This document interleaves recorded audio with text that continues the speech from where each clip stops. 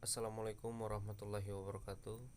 Perkenalkan, nama saya Muhammad Rivaldo William Ponto, NIM 200-140, kelas TPB. Di sini saya akan menjelaskan tentang hosting system. Apa itu hosting system? Jadi hosting system merupakan sistem pengangkatan, salah satu komponen peralatan pemboran yang berfungsi dalam pengangkatan dan penurunan reel string dan casing ke dalam lubang bor selama operasi pemboran berlangsung. Nah, ada dua komponen utama dari hosting system. Yang pertama supporting structure dan yang kedua hosting equipment. Yang pertama kita bahas supporting structure.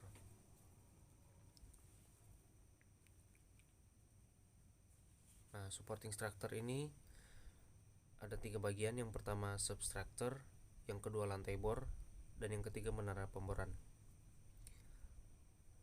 Untuk substructure atau sering disebut dengan kaki-kaki, berfungsi untuk memberikan ruang kerja bagi peralatan dan pekerja di atas dan di bawah lantai bor dan menahan beban yang ditimbulkan dari peralatan-peralatan yang berada di atas lantai bor. Kemudian yang kedua ada lantai bor. Lantai bor ini berada di atas substructure dan berfungsi untuk menampung peralatan-peralatan pemboran yang kecil-kecil. Tempat berdirinya menara mendudukan roadwork dan tempat driller dan rotary helper. Nah, kemudian ada susunan dari lantai bor. Yang pertama ada rotary table untuk memutar rangkaian pipa bor. Yang kedua ada rotary drive untuk meneruskan atau memindahkan daya dari drawwork ke rotary table. Kemudian yang ketiga ada drawwork, yaitu mesin padarik yang berfungsi untuk mengulur dan menggulung kumparan di drilling line. Yang keempat ada driller's console, yaitu kokpitnya driller, mengontrol RPM dan torsi serta memonitor weigh. Kemudian yang kelima ada make up and breakout tongs, yaitu kunci-kunci besar yang digunakan untuk menyambung atau melepas bagian-bagian drill pipe dan drill collar. Kemudian yang keenam ada mouse hole, yaitu lubang dekat rotary table pada lantai bor, di mana drill pipe diletakkan pada saat dilakukan penyambungan dengan keli dan rangkaian pipa bor. Kemudian yang ketujuh ada rat hole, yaitu lubang dekat kaki menara pada lantai bor di mana keli ditempatkan pada saat berlangsungnya atau saat cabut pasang pipa. Kemudian yang kedelapan ada doghouse, merupakan rumah kecil yang digunakan sebagai ruang kerja driller dan penyimpanan alat-alat kecil lainnya. Kemudian yang kesembilan ada pipe ram, merupakan jembatan penghubung antara catwalk dengan reef floor yang berfungsi sebagai lintasan pipa bor yang ditarik ke lantai bor. Kemudian yang ke-10 ada catwalk, merupakan jembatan penghubung antara pipe rack dengan pipe ram yang berfungsi untuk menyiapkan pipa yang akan ditarik ke lantai bor lewat pipe ram. Yang ke-11 ada yang terakhir ada hydraulic cathead, digunakan untuk menyambung dan melepas sambungan jika dipasang drill pipe yang besar atau drill collar akan ditambahkan atau dikurangkan dari drill string pada saat atau perjalanan masuk atau keluar dari sumur bor. Kemudian yang ketiga ada menara. Nah, menara pemboran ini dibagi menjadi dua tipe. Yang pertama ada menara tipe standar derrick, yang kedua ada menara tipe portable. Nah, di sini saya ada kesalahan dalam gambar menaranya, jadi ketukar antara gambar derrick dengan gambar mesh. Seharusnya yang gambar mesh itu yang di darat ya, ini kelihatan di darat, dan gambar derrick itu yang kelihatan menaranya di laut. Maaf. Oke, lanjut saya akan menjelaskan menara derrick atau yang tipe standar. Jadi menara ini tidak dapat didirikan dalam satu unit, tetapi sistem pendiriannya disambung satu persatu atau bagian-bagian. Nah, menara jenis ini banyak digunakan untuk pemboran dalam, di mana membutuhkan lantai yang luas untuk tempat pipa. pemboran di tengah-tengah kota, daerah pegunungan, dan pemboran di lepas pantai di mana tidak tersedia cukup ruang untuk mendirikan satu unit penuh. Kemudian yang kedua, menara tipe portable atau mesh. Nah, menara ini posisi berdirinya dapat vertikal atau hampir vertikal, terdiri dari bagian yang dikaitkan satu sama lain dengan las atau sekrup. Menara ini dapat didirikan sebagai unit menara penuh. Menara ini lebih murah, mudah, dan cepat untuk mendirikannya, dan biaya transportnya murah, tetapi penggunaannya terbatas pada pemboran yang dangkal. Lanjut, bagian-bagian dari menara pemboran. Yang pertama ada jinpol, merupakan tiang berkaki 2 atau 3 yang berada di puncak menara, yang berfungsi untuk memberikan pertolongan pada saat menaikkan dan memasang crown block, atau ginpol hanya dipasang menara tipe standar.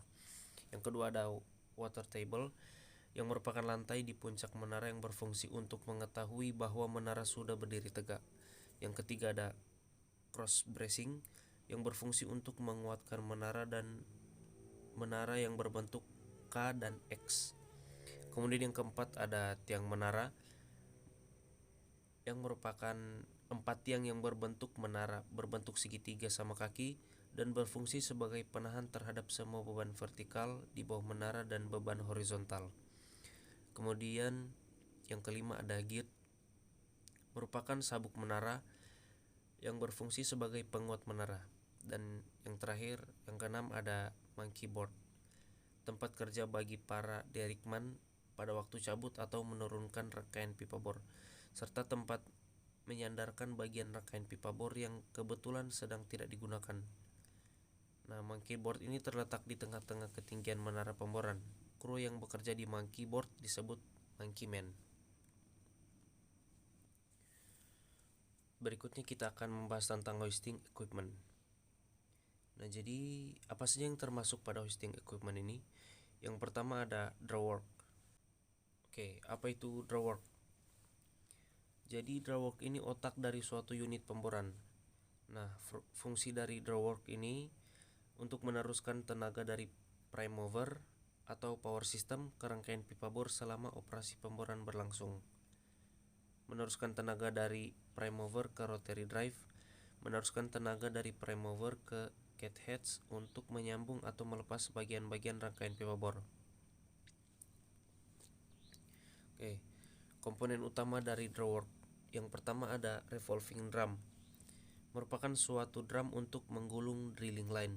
Yang kedua ada rotary drive, berfungsi untuk meneruskan tenaga dari drawwork ke rotary table. Yang ketiga ada catheads, berfungsi untuk mengangkat atau menarik beban-beban ringan pada rig floor dan untuk menyambung atau melepas sambungan pipa bor.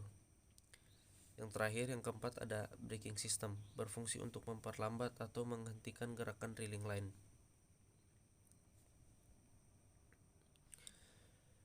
Kemudian yang kedua ada overhead tools, yang merupakan serangkaian peralatan yang menunjang operasi pemboran.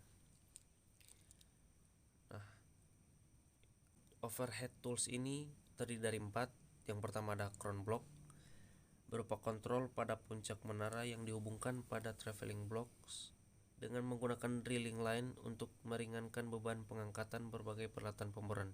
Yang kedua ada traveling block, yaitu blok yang bergerak naik turun. Yang ketiga ada hook, berfungsi untuk menggantungkan swivel dan rangkaian pipa bor selama operasi pemboran berlangsung. Hook ini terletak di bawah traveling block. Yang keempat ada elevator, yang berfungsi untuk menjepit atau memegang drill pipe dan drill collar bagian demi bagian sehingga dapat dimasukkan atau dikeluarkan dari lubang bor. Nah, selanjutnya ada drilling line. Apa itu drilling line? Drilling line ini menghubungkan semua komponen dalam sistem pengangkatan. Nah, jenis-jenis dari drilling line. Yang pertama ada phase line, yaitu tali yang menghubungkan drawwork dengan crown block. Yang kedua ada dead line atau tali mati, yaitu tali yang menghubungkan crown block dengan dead line ancor. Yang ketiga ada wire rope, Itu tali yang menghubungkan crown block dengan traveling block. Berikutnya ada peralatan-peralatan lain dari drilling line. Yang pertama ada tong. Tong ini merupakan kunci pas untuk mengencangkan dan melonggarkan koneksi pada drill string. Yang kedua ada doghouse, berfungsi untuk memberikan tempat untuk para driller beristirahat pada waktu istirahat atau jam makan siang. Kemudian yang ketiga ada catwalk, tempat untuk meletakkan pipa-pipa pemboran. Yang keempat ada V-ram, itu jembatan penghubung antar catwalk dan rig floor yang berfungsi sebagai lintasan drill pipe yang akan ditarik ke rig floor. Yang kelima ada top drive, itu teknologi yang digunakan dalam pemboran untuk memberikan tenaga angkat dan putar. Dan yang keenam ada link, itu sebagai pengait antara hook dengan elevator. Selanjutnya ada rig up. Jadi rig up adalah merangkai peralatan pengeboran di lokasi dan mendirikan menara. Nah, berikut ada 5 tahap dari pemasangan rig up. Yang pertama pemasangan substructure, yang kedua pemasangan lantai bor, yang ketiga pemasangan prime mover dan rework, yang keempat pemasangan overhead tools, dan yang kelima penegakan derrick. Selanjutnya ada rig down. Nah, ini saya tidak jelaskan karena pada dasarnya rig down ini kebalikan dari rig up. Mungkin cukup sekian dari saya. Kurang lebihnya mohon maaf. Billahi taufiq wal hidayah. Wassalamualaikum warahmatullahi wabarakatuh.